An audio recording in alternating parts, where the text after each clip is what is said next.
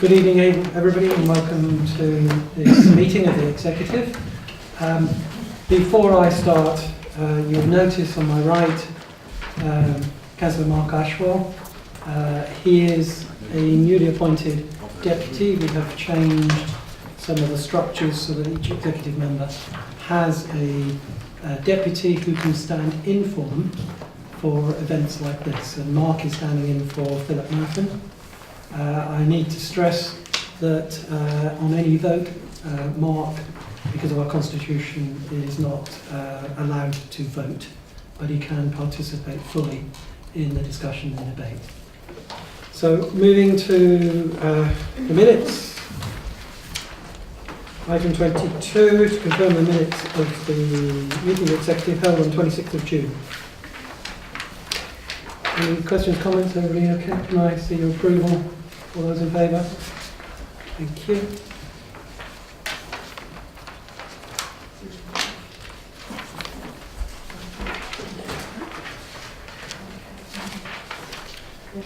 Item 23, apologies. Have you got any? Chairman, I've got apologies from Councillor Philip Murphy, and I understand that Anthony Pollock will be late. Thank you. Any declarations of interest at all? No? So we'll move on to the first exciting bit, the public question time. So the first one is from Richard. Richard, please. Do you want to take the questions, Red? Thank you, Mr. Chief. Thank you. I hope you will be in part reassured by the robust approach to identifying challenges that we've identified in the new secondary programme and in this report being brought to the Executive tonight for approval. We have a clear commitment as a Council to deliver the school for 2016, and we will continue to work actively to identify risks and manage them. We're looking at admission arrangements for the new school and testing options for wider admission change. This is something that parents were keen to be involved in, and we're presenting some of the options back to parents with some more analysis for the September parent reference group. Some of the interesting ideas that parents have had so far are around alternatives to radial distance for parents, particularly in the south, including consideration of parish boundaries. Your suggestion is a further helpful one, and we will add to this list of suggestions for consideration. 2015 admission arrangements are published already, and changes outside of the statutory framework may lead to an Office of the Schools Adjudicator challenge. In effect, that would mean that our whole place allocation process could be undermined, with potential parents borough-wide having less certainty, so we do not anticipate changes to the 2015 arrangements. Do you have a supplementary? And more an observation.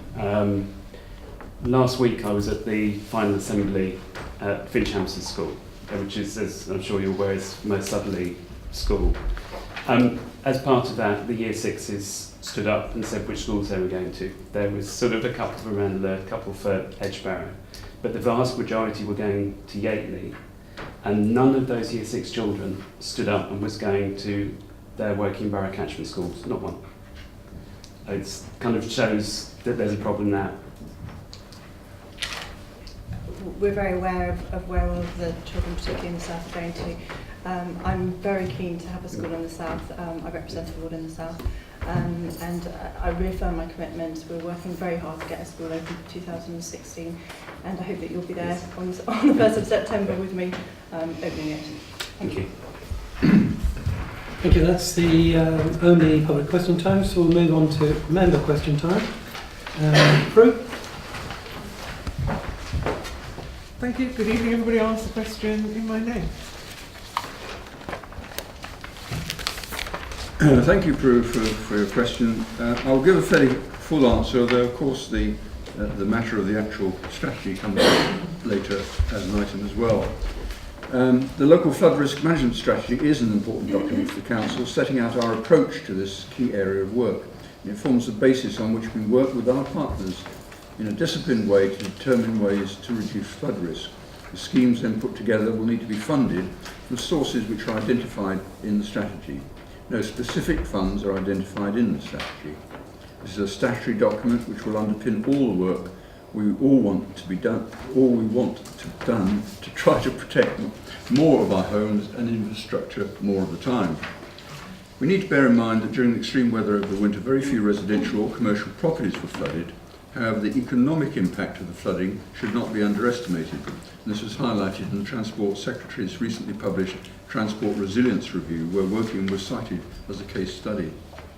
To address some of the transport issues associated with flooding, the Borough is investigating options for improving the resilience of the network at key points. In particular, we started looking at the A327 in Arborfield, the 329 at Winnish, Whistler Mill Lane and the A321 at Walgrave Road. Until these initial studies have been completed, it's difficult to put a figure on the amount of money required to undertake any works. For this reason, we've not allocated a specific sum to this or other flood alleviation measures. Objective 6 within the strategy is to identify national, regional and local funding mechanisms to deliver flood risk management solutions and schemes. We're already working on this with colleagues at DEFRA, the Environment Agency and local resident groups with whom we have an extremely productive relationship and meet regularly. Council has been successful in securing funding for property protection schemes over the last 4 years and has received approximately £300,000 in grant funding from DEFRA. In addition, we've been successful in lobbying to have the local economic partnership strategic economic plan include reference to the need to invest in flood risk management and consider this as other developments come forward. The strategy will enhance our chances to draw on more funding. Thank you, Angus. I don't doubt your commitment to trying to do something about flooding, but this strategy has already been delayed since January, effectively because of all the flooding that we've had. I'm just wondering whether we actually have the capacity in the very small team that we have, which is basically 2 people which share drainage and flooding between them, to actually progress the strategy and do all the other work as well, and who is going to look for the funding if they're expected to do that as well. Are you sure they're going to manage it? The team is actually 3, and we did have additional support from WSP in preparing this strategy. We're not the last in Berkshire. We had a meeting of the Berkshire authorities the other day, and we're pretty much in the middle in terms of that. So I'm confident we can cope with that. Once we've got this, and it helps inform the people as to whose responsibilities it is for various parts of the flooding, then we can move forward and identify funding. Thank you, Prue. Next question, Rochelle. I asked the question Sunny in my name. Thank you. Thank you, Rochelle. The new cycleway along the A329 Reading Road combines both on and off-road facility, affording cyclists better routes along the busy thoroughfare.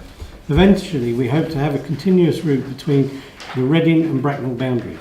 Phase 1 between the 3 Tons and Loddon Bridge has been designed incorporating comments from local members and Woodley Town Council. Phase 2 between the Showplace Cinema, Roundabout and Winnish Crossroads is currently in design and will be shared with members for comments in the near future, most likely mid-September.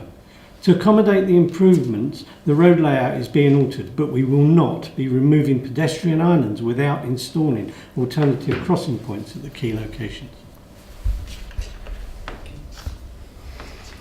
While we support cycle paths as a good way to reduce congestion in the borough, we don't want to forget pedestrians. There are at least 3 locations which have the most traffic going across the street. One is by Arbor Lane and Basler Road, one is by Albany Park Drive, and the third one is by Winnish Triangle Railroad Station and Cavendish Gardens. Will you commit to at least doing those 3 locations as signalized junctions, signalized crossings?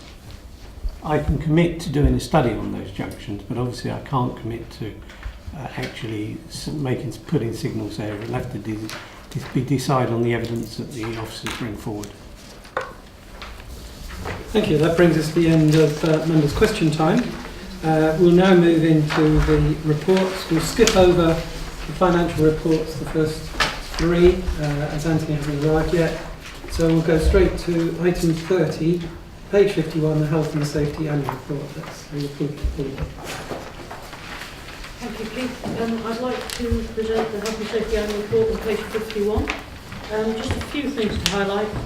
Our health and safety performance continues to improve, with a 5% lower number of reported incidents than last year. All the incidents to staff were actually in schools and were mostly related to trips which caused broken arms, and the over 7 days incapacitation was a school teacher who managed to dislocate his thumb trying to help a pupil. The two items on dangerous occurrences. One was a contractor who didn't follow the correct procedures for dealing with asbestos, and the other one, the non-employee work-related injury, was a pupil who was folding up a trampoline. I am told that there's been a spate of problems with pupils and trampolines across the country, and there's actually some government comms come out about trampoline dangers in general. So generally a good performance this year. We're not complacent. We're continuing to provide new training. There's a new fire training programme. We're also, as part of the introduction of WISER, hoping to increase the reporting of incidents, because we're very keen to make sure that people actually do report incidents so we can do something about the root cause. WISER will help that with more self-service. We're going to continue e-learning, and we're also looking at warning systems for both councillors and staff who have to deal with people that might pose a potential risk. So lots of work going on. I'd like to commend this report. Any questions or comments for Pauline, or can we go straight to the vote? Looks like we can go straight to the vote. All those in favour of the recommendations on page 51? That's unanimous. Thank you. Moving on to the new secondary school in the south, page 62. Is it you, Judy? Thank you, Chairman. This is a very exciting paper to bring this evening, and long awaited by many people, I'm sure. This is to ensure that we have sufficient places for the future years, and we're currently on track to open in September 2016. This paper asks that we develop the scheme, including the expenditure, and delegate powers to the Head of Environment and Children's Services, also with lead members for Planning and Children's Services, to take this project forward. As I said before, we need provision for 2016. Projections show that it will be viable by then. We currently have set up a project board to steer this project and manage the risks as they come along the way. This will be managing developers, site, for example, the costs and everything else, and managing the whole project. The process is set out in this paper on page 65 as a project plan and a timetable for delivery. And we are also employing a dedicated project planner starting in September. I'd also like to mention that we have a parent reference group who have been meeting monthly. They've also held 2 meetings thus far. They'll be looking at ethos, transport, facilities, school design, and looking at ways of engagement with the whole community. And I'd like to particularly thank them thus far for their work and dedication to this project. And their next meeting is in August. So I'd like to just recommend this paper for approval tonight. Any questions or comments for Charlotte? John, do you want to make any comments at all? No, I've been involved with Charlotte and going along with this paper, and I think it's an excellent paper, and obviously coming from Arthurfield, I can't wait to see the school being built. Thank you. The only comment I'll make is it clearly is demonstrating now in writing our commitments for September 2016, which has been put in doubt by certain individuals over the last 2 or 3 months. So let's go to the vote. All those in favour? That's unanimous. Unanimous. Thank you. No. Anthony, we're going to skip back to yours. Item 27, page 8, revenue monitoring. Sorry, It's on page 8. page 8, sorry. That's the usual revenue capital monitoring. I'm not giving you much stress because you should have been there. I apologise. Unfortunately, the train decided to be late into London and late back. So my apologies for that. Anyway, revenue monitoring, as you can see from the papers, there are some pressures in children's services and in environment. We are doing all we can to ensure that those potential overspends are brought under control and eliminated, and I would look forward to finding them being underspends by the end of the year, but I think it's a sign of our the way that we monitor the budget, that we pick up pressures early, which enables officers and members to work on solutions to the problem caused by unforeseen circumstances. But I'll take any questions, Chairman. Do we have any comments or any questions? No? So we'll go straight to the vote on page 8. To note the current position. All those in favour? Thank you, that's unanimous. You're next again. Capital programme, obviously it's early days.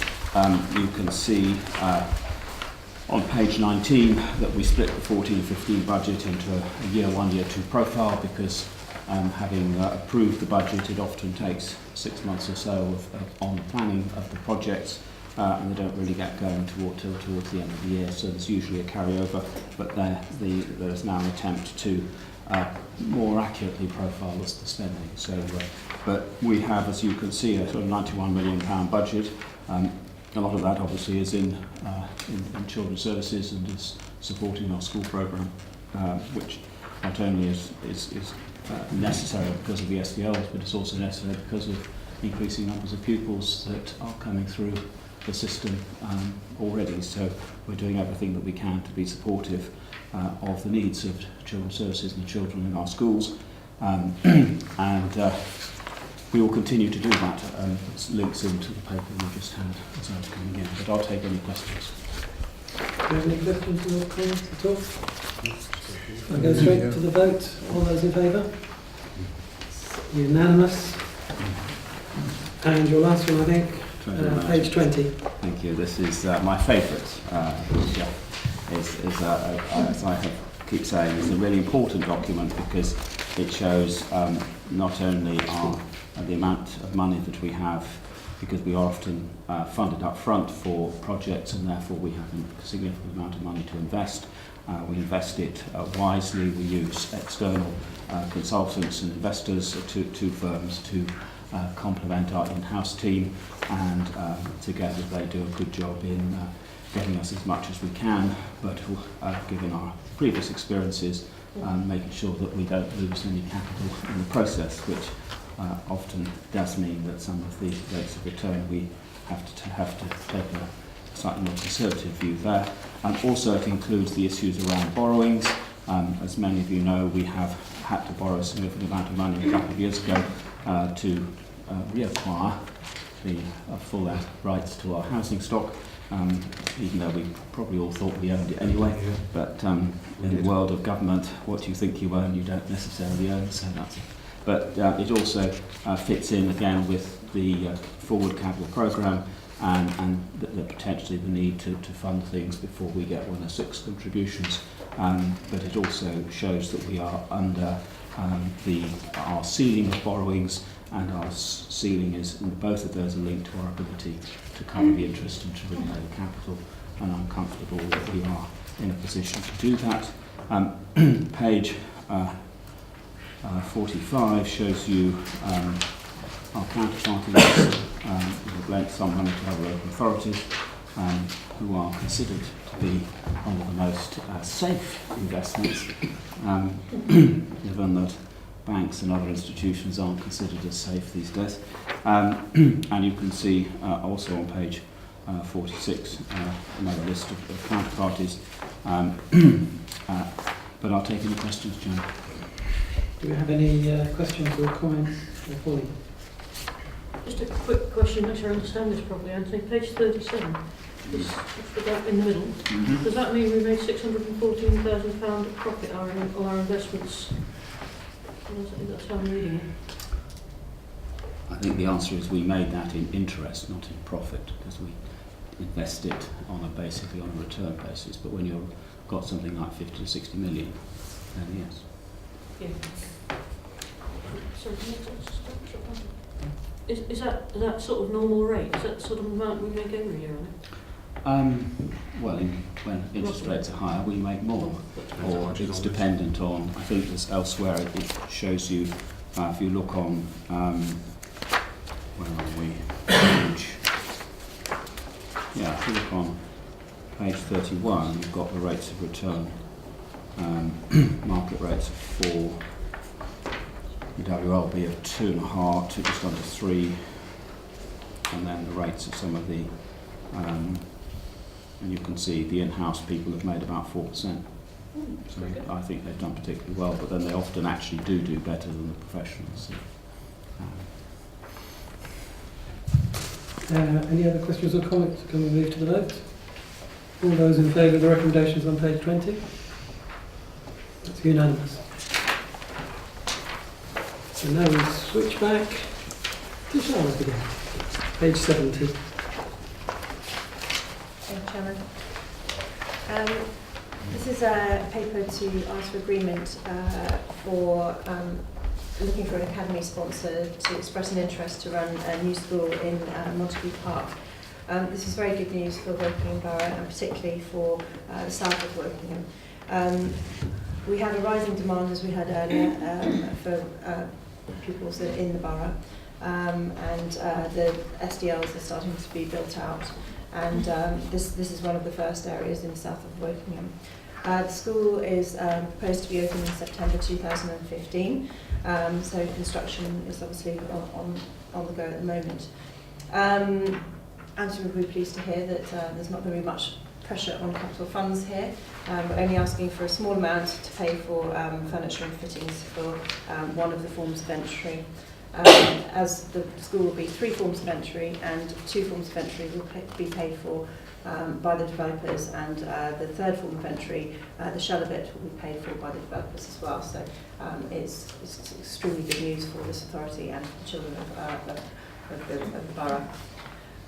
Again, we're asking for delegated powers to the Director of Children's Services with the lead member for discussions around the recommendation of provider to the Secretary of State for consideration. We'll be, as I said before, going out to advertise for providers to come forward to run the school, and then putting those forward to the Secretary of State. And I must state at this point that it doesn't necessarily mean that the Secretary of State will choose our provider that we recommend, but we will put them in with our list of reasons why we think that they would be the best provider for this particular school. Also, we're asking for an agreement to lease or transfer the site over to the school or academy to run later on. And I think that's all. Just to note that initially the school may open with 420 places, which is 2 forms of entry. Later on, then with a capacity of up to 630 places, which are 3 forms of entry. Any questions, Anthony? you may be able to answer this, I don't know, but on the page 73, we've got financial implications in year 2 and 3, but not in year 1, whereas the table above is the year 1 a 106 contribution. I believe it's because at the beginning we're asking the developers to fund their part of the school, which is the 2 forms of entry, and then the latter part, which is the 3rd form of entry, we're not expecting that initially, but they're going to build that out to the shell point, and then later on, when we're going to be needing that part bit, then we will be expecting to pay for the furniture and fittings for that. Okay, right. If I may, so on the table above, year 1 to 7 is down to us, but year 1 is down to the developer. I believe that's correct. Yeah, that's fine. I assumed that was it. Year 1 in the table, 276, is actually next financial year, therefore shown as 276 in year 2. Yeah. Yeah, that's fine. That's Slight confusion. Yeah. One's a project. Yeah. Angus. Thank you, Chairman. I just want to raise the issue of sprinklers. It's an opportunity to raise it at least an earlier stage than from the last school, and I hope early enough. The council did adopt a policy for sprinklers in new buildings, especially in schools. And if you remember then, we expressed concern that if just building control regulations were used, they did not take account of the impact of a fire, nor, of course, smoke inhalation. I request that the Executive tonight expresses concern on both the building spec and the planning application that sprinklers be looked at very carefully. I think our children deserve the highest level of safety, and our communities deserve protection from the dramatic impact of a school fire. This effect can be on the children, the parents, and of course the community. Sprinklers provide such protection as any firefighter will confirm. Apart from saving lives, sprinklers minimise the damage, enabling the school to reopen as soon as possible were there to be a fire. And I ask that this is noted. Charlotte? Thank you very much, Councillor Ross. We did indeed put in sprinklers in all of our 3 brand new primary schools, and it doesn't come without a cost, and I must state that at this point, but obviously it comes with many benefits as well. And we must of course think about our children attending those schools and how long it takes to build a school from scratch if it does indeed get burnt down. The planning conditions for this school does actually ask for approval from the LPA regarding either sprinklers or proper fire control measures. So it will come back to us and our partners to agree that. This autumn, I would like to make a commitment that we will go away, and that's also with my colleague John Kaiser, to explore a policy, because actually this council doesn't have a overarching policy. We had a motion, but it didn't actually commit us to a policy specifically for schools, to develop, as I said, explore a policy developed with partners to consider what is best practice for schools and other community buildings. Julia? Oh, sorry. Sorry, if I can just very quickly come back to thank Charlotte for that, and just to say that within the council that it's been slower than I would have hoped, have been working towards at least procedures within the council, if not a policy, and they have also had a working meeting between the planners and the fire authority, or the fire service, who themselves are trying to form some more solid policy and advice to the unitaries in Berkshire. Thank you for that, I guess. Julia? Just a quick question to Charlotte, really. On what grounds could the Secretary of State change the decision to actually appoint a particular academy sponsor that we didn't particularly choose in the first place? Thank you for your question. That's a very difficult question to answer, actually. I knew it'd be done. Do you want to come back to him? I think it depends on which day you put your submission in, perhaps. I don't know. We submitted, obviously, a chosen provider last time for the last schools, and there are a number of criteria that we ask for, and they are rated. And last time we had 4 providers that submitted an interest and went all the way through to the Secretary of State, and we rated them. And our chosen provider wasn't selected by the Secretary of State. The Secretary of State, I believe, they have their own criteria which they're judging at that point of time, and we can try and influence them into choosing a choice, but it doesn't always happen that we get our particular chosen choice. This time, our approach has been, we had the approach last time that we would involve lots of parents, and we did. This time our approach is very, very open. Parents are, as I said before with the secondary school, they are very much designing what the school is all about, the total ethos. They are coming forward with designing the criteria that we're searching for the provider with, and I very much hope that with all of this evidence that we will present to the Secretary of State, that the Secretary of State will feel totally obliged this time to choose our chosen provider and not one of theirs. Thank you, that's a comprehensive answer. Any other questions or comments? It's great to see yet another new primary school on top of the 3 we did last year. It's good news, we're building the primary schools, and they're getting there. So can I go straight to vote? All those in favour? That's unanimous. So we move on to the next one, which I think is Charlotte again. I'm on a roll. Page 75, the Lamplane Primary School. Thank you very much indeed. You may or may not remember we had a paper that came to the executive earlier in the year in January, where we were asking for consultation about the SEN and SEN provision borough-wide, and Lambs Lane was one of those schools that we were asking for consultation about. And at the end of that process, Lambs Lane was asked to be redesignated from delivering education for children with physical difficulties for those with more complex needs.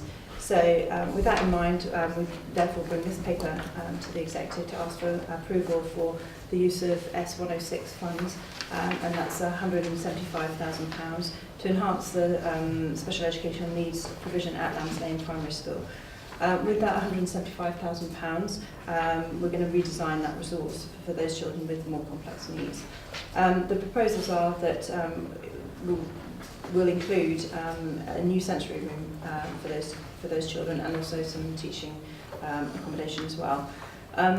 In the long term, this is really good news for children, particularly in that area of the borough, because it's a very long-term view, and we're enabling parents to send their children to a school within the borough, and they're not going to have to send their children further afield. And also it means that transport-wise, they're not going to have to spend longer in the car, and also in terms of cost, Anthony, looking at you, it will be better value for money in terms of finances in the long term as well.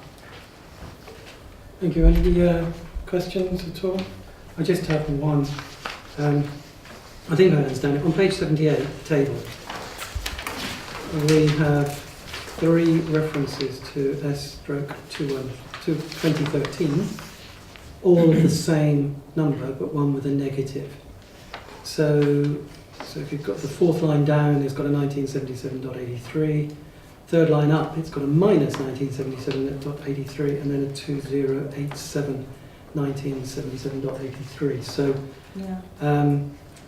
clearly that Section 106 money is either repaid or it's changed and replaced by 2087. I think that is very confusing for anybody who's reading that, if that is the explanation. Sure, I can take that away for a future paper, and maybe Councillor Kaiser and I can discuss how we present S106 allocations in future to be more user-friendly in this sort of format. Thank you. Let's move to the vote. All those in favour of the recommendations? It's unanimous. Thank you. The next one, home to school transport, which actually is double act again, myself and John. Are you reading? I'm very happy to take this one, and then if John, I'm very happy to take this one, Chairman, and if John wants to comment later, then I'll invite him to do so. There's 2 proposed changes within this paper, and the aim is to make our policies fair to all children and young people, and to make the best uses of our resources for all of our council taxpayers. So who uses home to school transport? It's to fund children and young people who don't have a local school to walk to, and also to provide those with special educational needs with transport. Currently, we have the current policies that we have don't take into account our new schools that have been opening in the borough, and in particular, we have one school that has opened recently, and that's Oakbank in Shinfield. And also, it doesn't take into account changes in designated areas, and I'll name one school, for example, that was recently changed its designated area, and that's Piglet in the north of the borough.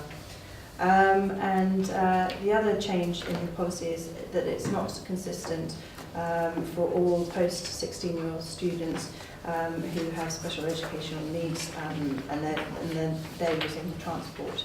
So there's different funding for different settings. So if you are accessing special educational needs school or college or sixth form.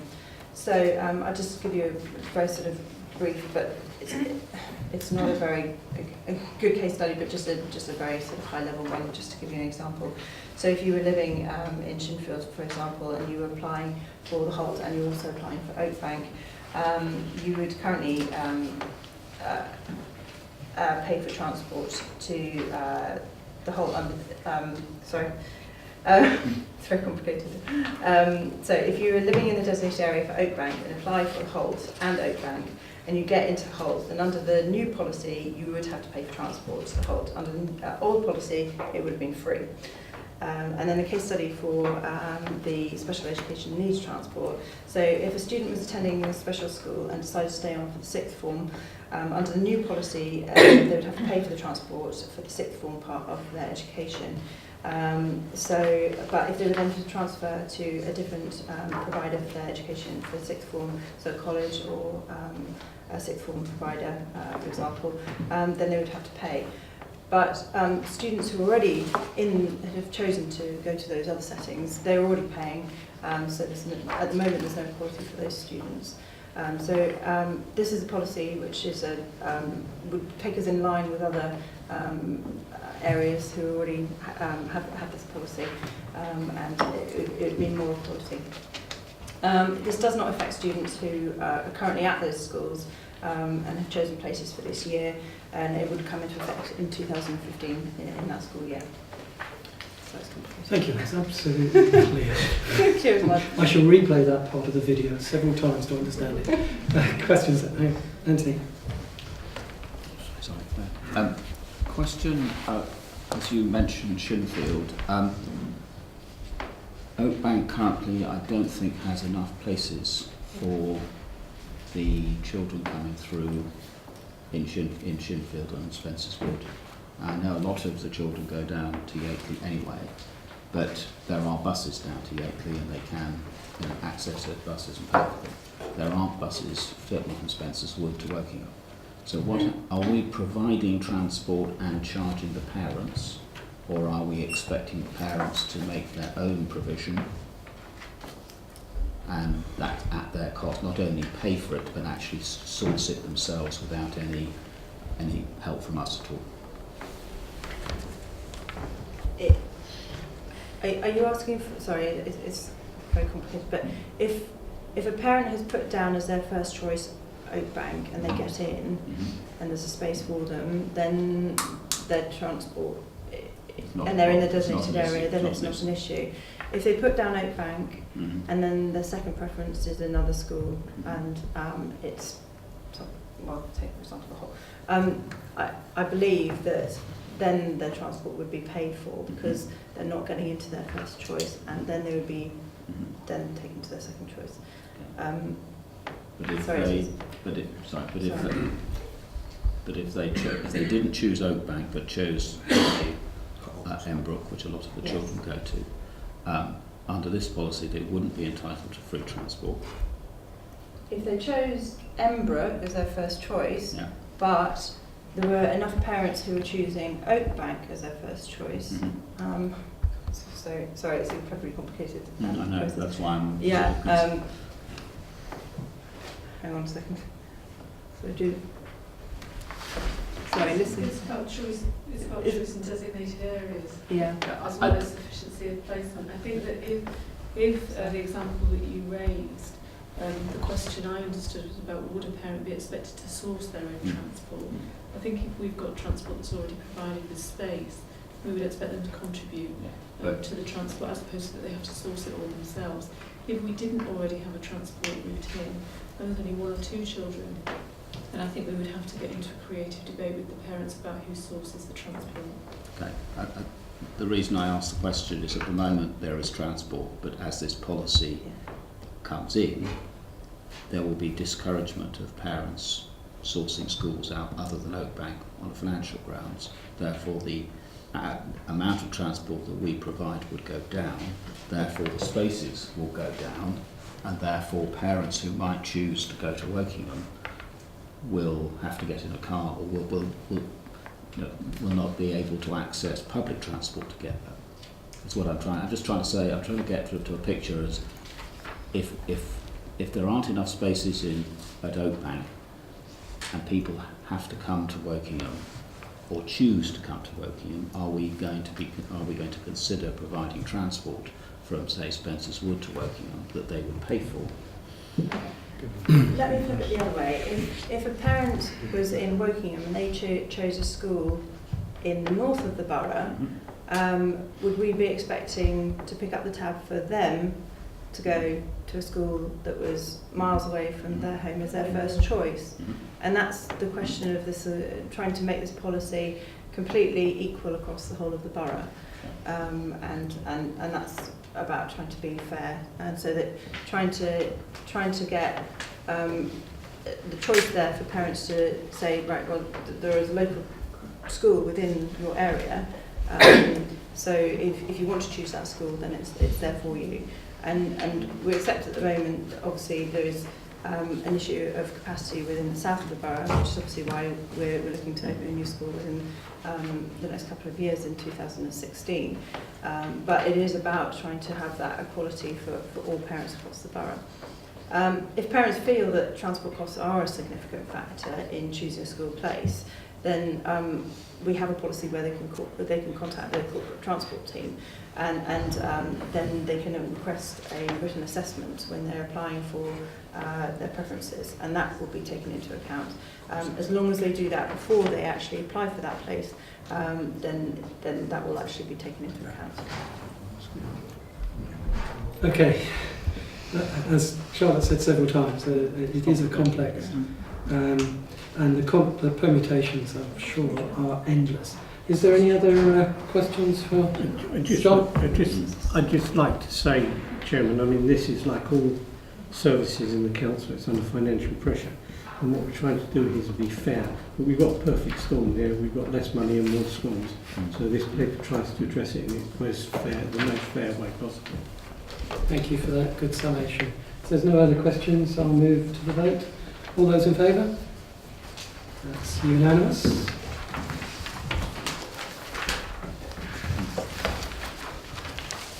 Oh, Charlotte again. Since when did you move to highways? Okay. Thank you very much. This is the Berkshire Jointly Commissioned Adoption Service. The aim is to enter into a jointly commissioned service with Bracknell, West Berkshire and the Royal Borough of Windsor and Maidenhead, managed by the Royal Borough of Windsor and Maidenhead. They already host a shared Berkshire Adoption Advisory service, so this is not too big a step away from what we're already doing. Just to give you a little bit of background to this, the Children and Families Act 2014 requires local authorities to implement additional requirements to fostering an adoption. The Act introduced a 26-week limit on court care proceedings, and we have to provide significant details to court reports on family finding, including national and local information as well. We have what this aims to do is to produce a larger team who will be dedicated to continuing to meet these deadlines and reducing delays for our children, which in the end will help to better outcomes for our children. There are some savings that are presented in this paper. We hope that by joining the two services together, there will be efficiencies within this model. In the first year, we're looking for savings of £20,000, and then in the year following, £50,000 per annum. We hope to be able to sell more places outside of our group of authorities. More places, because already we sell adoption places, but by joining the services, within the actual services, we will not sell our places to the authorities that we're working with, but we will sell them outside. As a monitoring process, there will be a board made up of representatives from the four local authorities who are part of this agreement. Overall, we hope to improve the efficiency and the effectiveness of this process, and as I said before, it's with the aim very much of having better outcomes for our children and young people. And just to say that we want to work together really to recruit more adopters, and you'll be seeing, I hope, much more advertising coming out. And if there's anything anyone can do to spread the word about adoption, then please do. Right, any questions or comments? Angus? Two questions, if I might, Chairman. Firstly, I see at 10.1 that the Royal Borough is the host authority for employment and staff, and then on 12 that the host for the physical place will be in Wokingham. So my question is, will that work, or is any difficulty of that foreseen? The other question is, have the other three authorities already agreed this, or when will we know if everybody's in line? I don't see any problems with the arrangements that are proposed here. As I said before, we're all working together already, and that has been working very well. And secondly, sorry, your question was, sorry. Who else? Have the others agreed? Oh, have the others agreed yet? I believe that's happening imminently, if it hasn't happened already, because we were all putting the papers forward at the same time. But I've just seen Judith's hand up, so I don't know if she's got more information about the specific dates. We're at the fourth making decisions right now. The only authority after today that's left to make a decision is West Berkshire, and I understand it's scheduled for their executive next week. Okay, any other questions, comments? I'll move straight to the vote. All those in favour? Thank you, that's unanimous.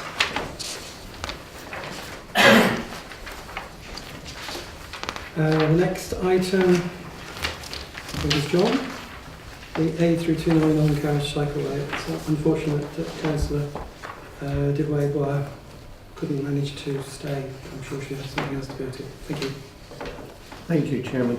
The Council wants to make it easier for people to choose to travel by bike.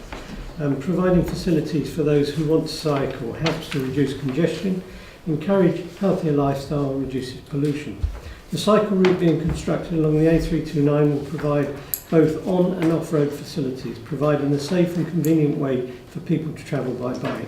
The A329 corridor serves schools such as Maiden Early, Forest, Embrook, Holt and St Crispin's, as well as the Winnish Business Park, and we are working with these organisations to encourage more people to use cycles. The overall project is being funded through a government grant in the form of a local sustainable transport funding and developer contributions through 106 agreements. Phase 1 between the 3 Tons Junction and the Showcase roundabout is already funded. Phase 2 starts at the Showcase roundabout and will go along the A329 as far as funds permit towards Wokingham. Although currently the plan is to get to the motorway bridge by Woodward Close. The route will link to the other cycle paths under construction at Lower Early Way and the recently completed link to Bournemouth School. This will create a viable network of cycle paths which will allow people to cycle off-road for much of their journey. A cycle survey in 2013 observed 4,000 cycle movements on the A329 over 7 days. Whilst this figure is encouraging, we are sure that a better facility will lead to more cycling trips. The report seeks to spend £400,000 of 106 funding on this project, and that will be supported with a government grant of £220,000, making a total of 620. And I recommend this report to the Council. Thank you, John. Pauline. John, I'm really pleased to see this.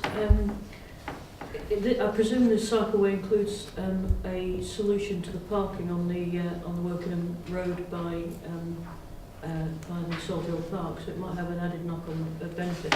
And I'd also like to say I'm really pleased to see how well the Peripheral Road Lower Early Way cycleway is going. And I've seen somebody cycling on it even when it wasn't complete, which I know we don't really want them to do, but I think it's going to be very popular and they're doing a great job, and now I'm beginning to understand why cycleways are quite expensive as they seem to be. Thank you, Pauline. Obviously, to make these cycleways work properly, parking will have to be controlled properly. Yes, sir. Quick question, John. I was amazed to discover that the A329 gives access to 12 secondary schools and 21 primary schools. And that's 14,000 children and associated parents. So I just wondered if business can expect a sort of school holiday from congestion all year round when this is rolled out. It's a difficult habit to break for some people, that the more facilities we put in, then obviously the opportunity for them to do it is there.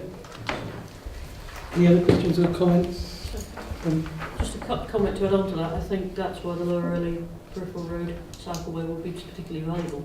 Because certainly when my little boy was small, I wouldn't have let him cycle along that road. Yeah, that cycleway will be a heck of a lot safer than any previous provision for cycling, and I think more people will use it if they are confident that somebody's not going to get knocked down or whatever. So I hope so. Yeah. Thank you for that, Pauline. This is, just before I put it to the vote, this is yet another example of investment into giving individuals choice for getting from point A to B. And it is absolutely critical that we carry on this task, improving our cycleways, improving our footways, because if we don't, in 10 years' time, we will have gridlock. So on that note, I put it to the vote. All those in favour? That's unanimous. Thank you. Right, Angus, local flood risk management strategy. Thank you, Chairman.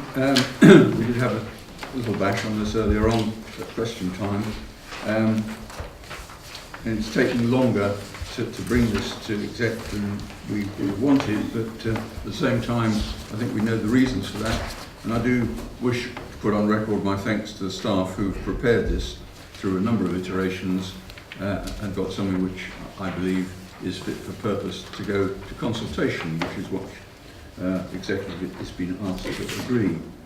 The consultation will start after the summer break for 8 weeks, ending at the end of October.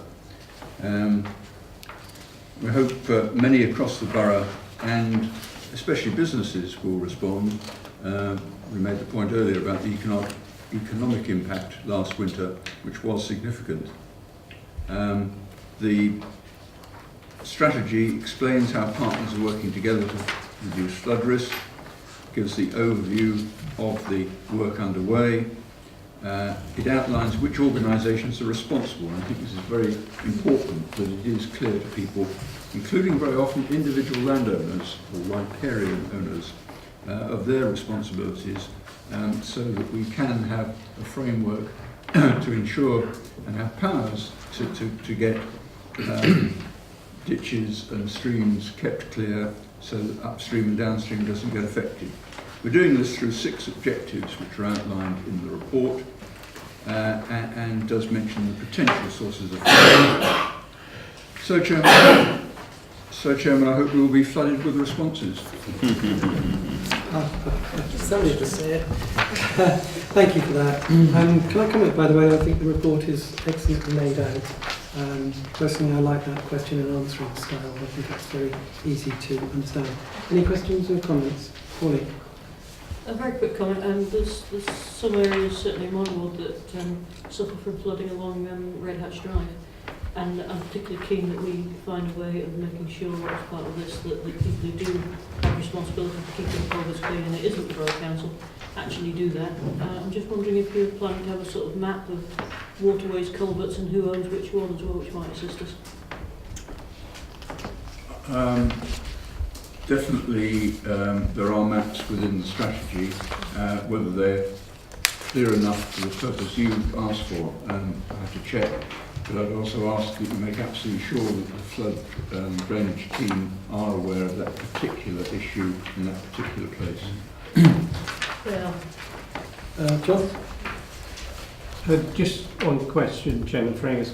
Angus, last year we saw a lot of places that haven't flooded before were flooding, and a lot of places that used to flood don't flood. Does this help identify these places? Each event is different. The 2007 event was, in effect, a cloudburst event. What we had this winter was 8 weeks of incredibly continuous and heavy rain and the resulting rise in both river levels and groundwater levels. So there will always be different manifestations at different times.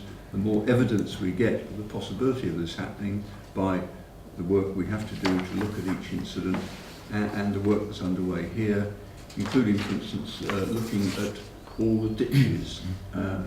My memory won't serve me to remember how many miles of ditches we have, some of which are critical, some of which aren't, but we want to make sure that the critical ones are identified and kept clear. Anthony first. Thank you. Yes, I just really wanted to say I thought that the financial implications were good value for money. And then I noticed that all the capital costs have to be bid for separately. So I look forward to receiving some capital bids to actually alleviate the flooding, which I think will obviously be necessary. But the money in the programme, I think is money well spent. Yeah, I mean, this is to meet our statutory obligation of having the strategy, but clearly the benefits will accrue. Pauline. Sorry, I think I just made a mistake with my geography. I meant Red Hatch Drive, not Radstock Lane, just in case anybody was making any notes. I did say Red Hatch. Good. Any other questions or comments? So I don't plan to water down the recommendations, and I think we've drained all possible. Oh yes, and we're awash with all that kind of stuff. So on that note, can I put it to the vote? All those in favour? That's unanimous. Thank you. John, the neighbourhood plan area Aberfield. Thank you, Chairman. In essence, this is just a piece of housekeeping. Part of the neighbourhood planning procedure is that the planning area must be identified and taken through to full council. The only thing to comment on here is Aberfield and Noonans and Barkham Parish Council are doing it as a joint plan, which means that with their limited resources they're able to do it. So it's here really just to be agreed by the executive that they're happy with the plan area. Thank you, John. Any questions, comments? Just one very quick comment. Shinfield were the first council to go through this, parish council to go through this, and they've had a steep learning curve. So I've just point Aberfield, Newlands, and Barkham in their direction if they want any advice, really. I think they've already been speaking to Shinfield Parish. Thank you. Right, if there's no other questions, comments, we'll move straight to the vote. All those in favour? That's unanimous. Thank you. I think John is now on a roll. Yes, it's my opportunity. Proposed adoption of the South East permit, page 125. This is really around the fact that we've had 9,000 notifiable pieces of work carried out on the Wokingham Road by utility companies during 13 and 14. In order to try and coordinate these works, a system exists whereby promoters have to inform the councils what they're going to do and when. This is done within a relatively strict set of rules, and there are penalties for not adhering to these rules. In the proposed new system, work promoters will not just tell us that the works are going ahead, but they will have to ask for permission to carry out those works. In addition, if they wish to vary the times that they are on site, they will incur a cost, thus encouraging them to plan properly in the first place. This isn't new. Other authorities have introduced this permit scheme and have reported reduced delays to traffic from the works.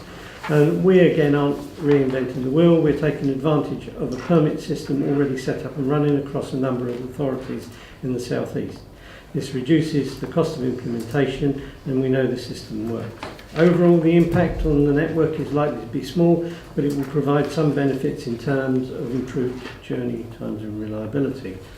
We did go to consultation on the proposal. It was sent to 120 stakeholders. 9 responses were received, 5 in favour and 4 against. And you'll be pleased to know that the 4 against were from all the utility companies. Thank you. Thank you, John. Any questions or comments, Pauline? Sorry, John, I should have asked you this before. I'm pretty sure you'll know that. Will this give us the opportunity to ask utility people to do the work out of hours on particularly congested roads or anything like that? wherever we possibly can and within financial constraints, because obviously if you get us people who work 24 hours, though in some cases it can be cheaper to actually get them to do it over 24 hours, because you can, and what this permit scheme will do, we will be able to say to them, well, if you want to crush it into 3 days rather than taking a week and a half to do it, working 24 hours, that's fine, and then we agree those, and they would have to make sure that they meet those parameters or they will have to pay a penalty. Thank you. Any other, Angus? Thank you, Chairman. I think this is a very good move forward. I know the scheme we got running at the moment was one of the first ones to be done in the way we did it. This is a further move forward. I just wanted to ask whether within the permit system we can try and find a way that clearly a utility will ask for a period, a maximum period to undertake some sort of work, but pressure on them to minimise that. You'll be aware, John, of a time not long ago where the Barkham Road was closed for 4 days to connect one house to the gas mains, and it was on traffic lights. I cannot believe that was necessary. So it's within the system to try and minimise the period where the works are actually underway. Whether or not that solves that problem, because I guess that depends on the information given to us by the utility companies. At least this will give us the ability to control it. Julian? Just following on from what Angus was saying, don't we run the risk of the utility companies just saying, well, actually, we think it might take us 2 days, so we'll ask for 10? You know, would we have a mechanism by saying, look, the job you want to do can't possibly take 10 days, therefore 2 days is realistic? Because as soon as there's a financial penalty, they'll try and avoid the financial penalty, and if I were doing that, that's what I would do. I'm sure that's the case, but again, we're going to have to put our faith in our in-house consultants and our officers to ensure that to assume that they have the expertise to be able to see if the wall's been pulled over their eyes. Any other questions? Guys? Point of clarification. Why not? Just that is the timeline on page 126. I think there must be a month out because it says submissions submitted to the DFT for approval on the 30th of June. I think it must be the 31st of July or something. I'm seeing... No, Chairman, So you've already submitted we have submitted it on the basis that if it wasn't approved tonight, we would take it back. Okay. To answer, since I used to do this role, I can tell you now the Officer Graham Barnwell is like a Rottweiler in terms of anyone suggesting any padding whatsoever in their suggestion. He must have been on holiday, Chairman. John, did I see you wanted to talk? No. Okay. The question I have for you, John, actually, is just a slight confusion. I think we may have to change the recommendation. On page 127, it says the very last line of the consultation block. Based upon this, the executive is recommended to approve the adoption of the South East Permit Scheme. Yet the recommendation says approve that the council continues to work towards. One's very definite and strong, the other one is not. Would you like to comment on that? I'm in favour of the one that says approve the adoption of the South. Is there any issue with that? There isn't. The recommendation is written in that way because it is still awaiting DFT approval. So we are still going through that process. But I'm happy if the recommendation is approved, assuming we get So if we change that we approve joining the South East Permit Scheme subject to DF, because I think that is a much more positive message. So based on that, all those in favour? Excellent. Oh, John again. Good. I'm glad I came tonight. Hello. Right, thank you, Chairman. I mean, this is with regards to replacement of the street lights in the borough. I mean, the council we operate 16,000 street lights. The cost of operating these lights split between energy cost and maintenance cost. This year we will spend more than £600,000 on electricity for street lights and more than £300,000 maintaining them. Many of the lighting columns are so old that they are in risk of falling over. In the last 2 years, we've had 2 columns fall over with no warning. Unfortunately, no injury or damage has occurred. Energy costs are predicted to rise by 8.5% for the foreseeable future. In 10 years' time, our street lighting energy bill will be more than 1.3 million and rising. Lighting technology has improved significantly over the last few years, with modern LED lights requiring significantly less energy. A modern LED street light produces the same amount of light as a traditional unit, but uses half the electricity and lasts 5 to 6 times as long. The cost of LED lights has fallen as mass production has ramped up. Detailed financial modelling has demonstrated that it's now cost effective for Wokingham to borrow the money required to replace the majority of its lights with LED units. This will reduce the ongoing and future costs of street lighting services, delivered some £14 million of savings over 20 years, even after taking into account the cost of borrowing the money. The upgrading of the lights will start in 2015 and will take up to 5 years.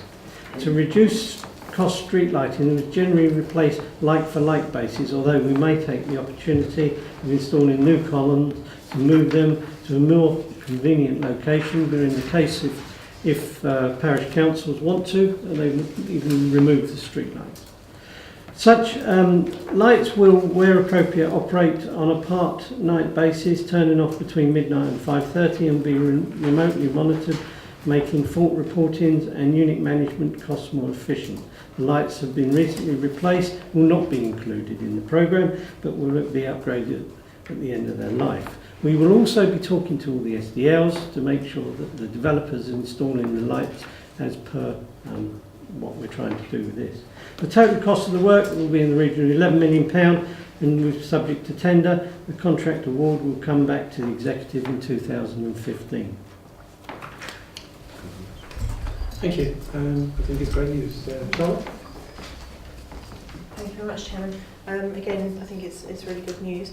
Many of our town and parish councils also, as you mentioned, have street lights that they're responsible for. And I was just wondering, as we're about to embark on a very large project, whether we could perhaps offer them to be part of this project if they wish to, so that they could purchase some street lights if they need to refurbish them at this point.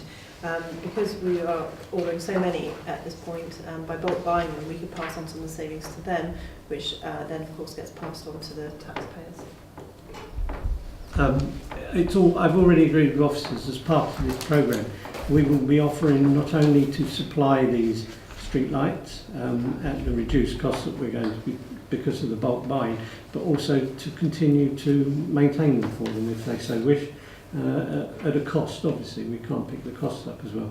But I guess that even most of their street lights were put in around about the same sort of time as ours, so they would be quite relieved to have the offer.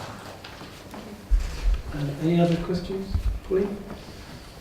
Not a question, just a comment. I think it's great that we're going to actually ask the town councils if all the street lights are needed before we just replace them. Obviously, if we don't have a street light because we don't need it, it'll save even more money, so thank you very much. Thank you. And just to give you comfort, Charlotte, on page 133, it's quite explicit that the town and parish councils will be. So, if no more questions, comments, we'll go straight to vote. All those in favour? That's unanimous. Over to you again, John. Shaping Our New Communities, page 136. Thank you, Chairman. Shaping our new communities. What this looked at, we must do to ensure our communities or the new SDLs develop into more than just a group of houses. It examines the roles that Wokingham Borough Council should be playing in shaping these new communities, so that they reflect the vibrancy of our existing towns and villages and are well integrated with them. It is a statement of intent rather than a formal strategy, but nonetheless outlines 4 key areas. They are ensuring that we continue to engage with the community in the planning stages of 4 SDLs, support the development of the communities and their integration with neighbouring communities, provide the right community facilities for the SDL neighbourhoods with a particular emphasis on proposed multi-use community centres. And 4th, developing options for future management of these facilities with interested parties. I guess an example of that is what we're doing with the Baptist Centre in Finchampstead. This is a summary document, it's attached to this report, but a larger document detailing the research is also available for those who would like to understand it more. The executive here is being asked to approve the document for consultation. Thank you, Chair. Any questions, comments? Angus? Thank you, Chairman. I think this is a splendid piece of work, and I know a lot of work went into it. There's just one thing, though. The way we shape our new communities should surely be in partnership with the appropriate town or parish council. So I submit we should take early procedural work with the Boundary Commission on finding which area or which parish should be responsible for each of these communities. And it should be one. And I know that procedure can take some years, as it did when part of Woking Town was moved into Barkham Parish. So can this be clear as we go out to consultation or in some point? I think that's Angus's opinion there. I mean, it's very interesting. I mean, some of these SDLs will actually double the size, in some cases even triple the size of the parishes that we're adjoining to. So yes, it's very important that as part of this we start to do some work around the boundaries and what we're going to do. Do they remain new parishes? Are they split? SDL. The SDL in Arborfield is interesting. Do you split it between Arborfield, Barkham and Finchampstead, or does it become a community of its own? Because it's actually twice the size of Arborfield and twice the size of Barkham. So yes, Angus, you're dead right. We do need to do that work. Charlotte? Thank you very much, Chairman. I very much welcome this, particularly as we've got such a large community being built in Shinfield. Just on 136, it mentions that the consultation will start on Friday the 8th of August and finish on Friday the 19th of September. I was just wondering whether we could potentially extend that to be a little bit longer, because particularly towns and parishes, they tend to have one meeting in September and no meetings in August, and it would just give them a little bit longer to comment, and also families if they've been travelling as well during the summer holidays. Yeah, I don't think that'd be a problem. I mean, often where we're in the holiday period, we will actually, when this was due to be brought forward a month earlier, but because of some of the delays we've had, I'm sure that when I speak to the officers, they will be able to extend the consultation period. Thank you, John. Anybody else? No? So let's move to the vote. All those in favour? Thank you. Unanimous. John again, statement of community involvement. Page 147. Okay, thank you again, Chairman. I mean, planning for the development of our borough is important to ensure that Woking continues to be a great place to live, work and play. Whether we are creating new plan-making documents or setting out future developments of the whole borough or making a decision on a planning application for a household extension, it is vital we hear the views of local residents to inform the Council's decision.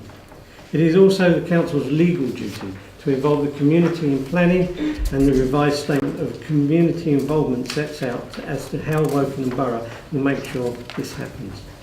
It is also a guide to help those who want to comment on planning documents any applications we receive, to set out expectations of how the development industry will involve and consult with local people.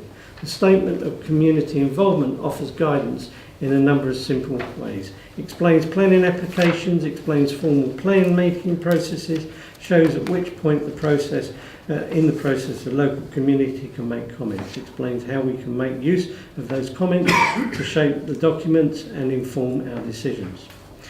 With the help of this clear and concise user-friendly document, we will have a local community we hope we'll have a local community that will be informed on how they can have their say on both plan making documents and planning applications, and a development industry that knows what is expected of them when it comes to consulting with our residents. Thank you.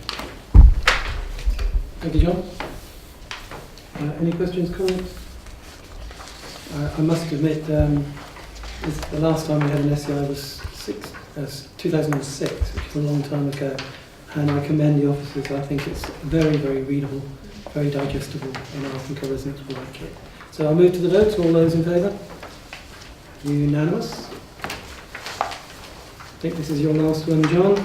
Page 169, Gypsy and Traveller Local Plan Draft Options Consultation. Thank you, Chairman. The best will last. You will be aware that the Council has problems with unauthorised Gypsy and Traveller pitches. In addition to the applications and appeals for pitches and unsuitable locations. In the same way, we're required by government to have a local plan setting out how we will address the housing need in the borough, the core strategy. We have to have a similar document setting out how we meet the needs of gypsies, travellers and travelling show people. Having this plan in place, supported by strong evidence through the Gypsy and Travellers Accommodation Assessment and Needs currently being updated, will help us to fight those inappropriate applications and appeals and take action successfully against unauthorised encampments and ensure the pitches are located in suitable locations. The Gypsy and Traveller Local Plan will set out how we meet the needs within the borough until 2027. It will set out how we deliver sufficient pitches. It will minimise the number of unauthorised sites by identifying the supply of suitable and available sites, to provide a more detailed framework to help when considering planning applications regarding Gypsy and Traveller applications in the borough, and to provide with control over locations, use and occupation of Gypsies and Travellers sites. There are a number of stages that a local plan document has to go through. This stage is called the draft option stage and focuses on what the principles should be about, where the site should be located, and how large these sites should be. It does not at this stage identify specific or allocate any sites for development. We also want views on how the council should deal with details such as site layout, landscaping and amenity buildings. We are also asking for sites to be suggested to us that might be suitable for Gypsy and travelling show people, but which we will be considered along any that have been put forward through previous consultation. In the event it proves to be necessary to allocate any additional sites, such sites will be submitted for a full discussion by members at a later date, prior to any decisions being made. Thank you, John. Any questions or comments? We'll go straight. Angus? Just a very quick comment, Chairman. And this has been a very long journey, and I'm so pleased we did start it off some time ago. The first bit was just to find out what was in the borough.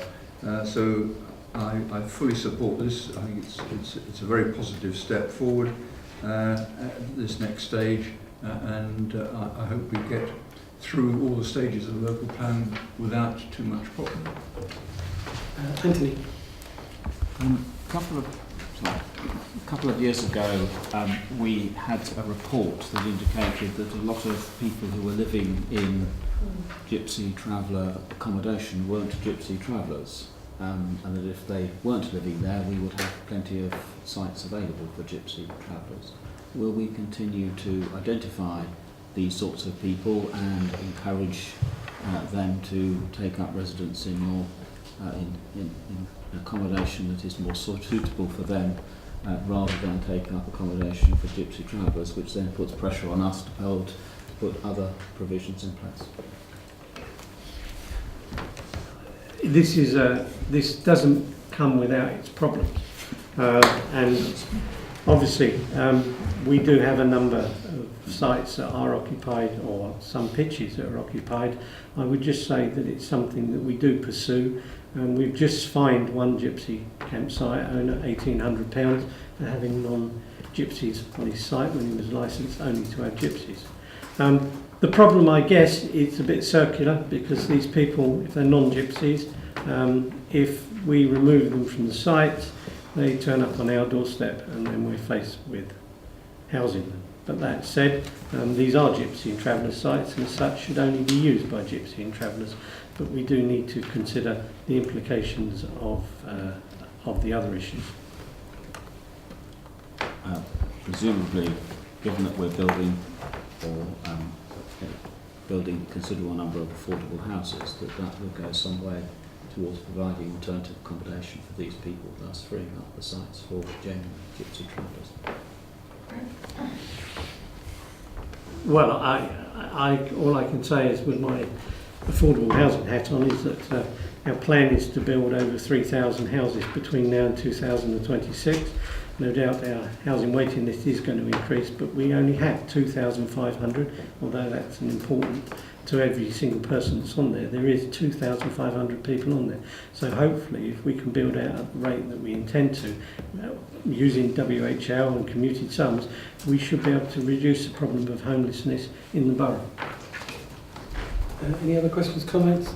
Also, I'll just add to that, is that the new GTAA, the needs assessment, is specifically focusing on identifying individuals who are non-GRT, so we're approaching it from that end as well.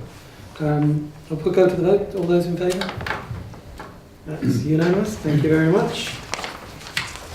And I think this is the last one. Item 44, page 174. It does have a part 2 option, and what I intend to do is I get Angus to introduce it, and we'll take non-part 2 questions first. And then if we need to get into the part 2 side, I'll do the usual exclusion of the public. So, Angus. I think you mean part 1 questions. Part 1. Thank you, Chairman. I think we're finishing on a good news item.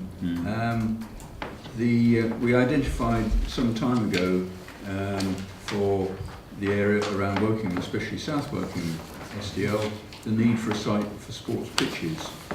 And we'd started a site search when, by chance, Grace Farm came onto the market. This is to provide sports pitches as part of our requirement for South Wokingham and possibly part of North Wokingham SDL, but clearly will benefit the residents of Wokingham town and working without. The siting is ideal as it adjoins the SDL housing area and close to feeder roads. The proposal in purchasing this is that we know we don't need it immediately, and the Gray family would be able to stay there probably until 2017. The cost of the purchase and the fitting out of the sports pitches would come from the developers' contributions. It's worth note that this isn't high-grade agricultural land, and of course providing sports facilities on that would protect it from future residential development. Clearly detailed questions on the finance of it would need to go into part 2, but happy to take any other questions. Okay, so we've only part 1 questions? No? Oh, Anthony. In a sense, it's not really a question, but I think this is an example of acquiring strategic assets, which I think is really important. The council is in a position to do that. The fact we're buying something that's come available that we're going to use in years to come, I think is an example of using our position in the community and also using our financial resources for the benefit of the community long term. And I'm very keen and very pleased that Angus has found it and brought it to us and we're able to do that. Any other part 1 questions, comments? Are there any part 2 questions or comments, or can I move straight to the vote? Okay, all those in favour?